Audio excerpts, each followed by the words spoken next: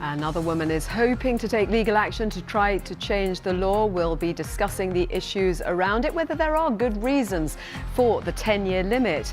BBC star Maya Alicia Naylor. Yazan Abdallah, thank you very much, and do let us know your thoughts on this. It is something that is becoming a much more popular thing, in that 1,300 women froze their eggs in 2016. It's been the number of women freezing their eggs has grown dramatically. So do let us know your thoughts on that and whether you think the law should be changed.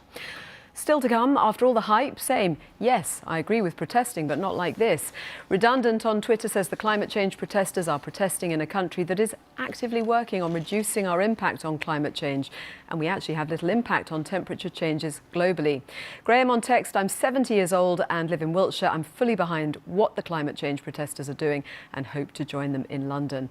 Roy on email says I'm 68 with no children, nephews or nieces. So climate change will have a limited effect upon my life, especially as I live 600 metres above sea level. So why should I care about climate change? I just do care, and so should everybody else. Not to do so amounts to an act of monumental vandalism. Do keep your thoughts coming in on that.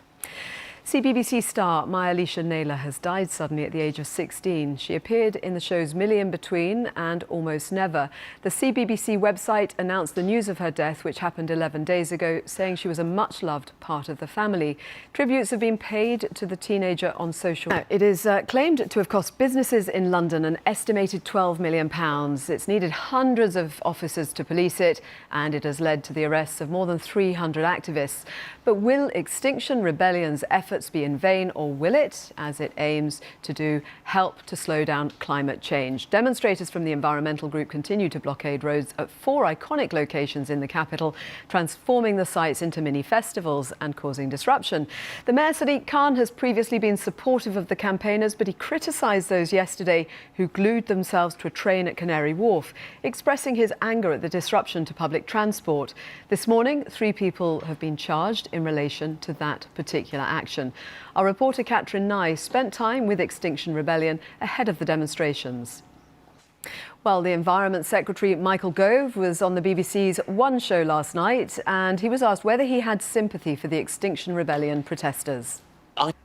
Now, whether or not there was Russian interference in the US election in 2016 is a question that has hung over President Trump for the past 2 years. It was that matter that Special Counsel Robert Mueller was asked to investigate nearly 2 years ago. His report was finally finished last month, but only a 4-page summary compiled by President Trump's Attorney General was released to the public.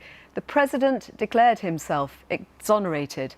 Now Americans and the wider world will get a chance to see the evidence themselves with the release of a redacted copy of the full 400-page report later today.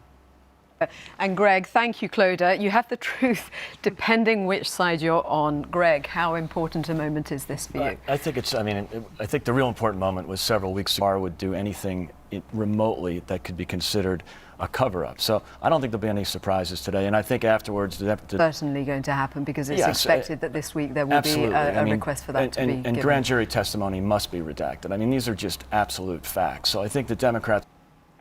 Now, earlier this week, Samsung sent out their new folding smartphone to a number of media outlets, including the BBC, hoping to wow the world with what appeared to be a very impressive bit of engineering. Well, maybe now they wish they hadn't, because some of the journalists who were given the phones have had a few issues reporting it. Thank you very much, Chris. Well, we are just about done for now. Don't forget the Mueller report being published around about 2:30 our time. There will be coverage of it on BBC Newsroom Live. It's expected that the Attorney General will make some comments first of all to the media, and then the report will be published, but it will be redacted, and that will no doubt become the next area for discussion, with the Democrats saying that they want the full report to be published. Stay across BBC News for full coverage of that. Thank you very much for your company today. Have a lovely Easter. Victoria's back on Tuesday. See you soon. Bye-bye.